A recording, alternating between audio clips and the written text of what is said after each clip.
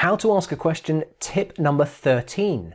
Split a complex question into a series of shorter, simpler questions. If you have a question to ask and it's complicated, there are multiple parts, there are lots of things to consider, or the topic is particularly complex. If it's complicated for you to ask the question, it's going to be complicated for the other person to answer it. And the more complex the question, the harder it is to remember, interpret, understand, and answer that question. So what to do about this is to take the complex question and break it down into smaller parts.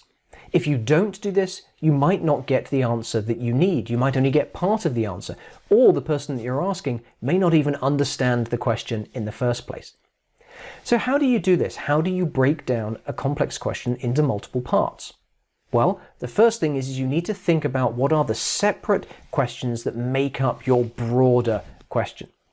If you can break something into 3 small questions, so first of all, I'd like to know about X, and then once they've answered that, we say, okay, are the implications of X and then I'd like to know whether options 1, 2, or 3 are better.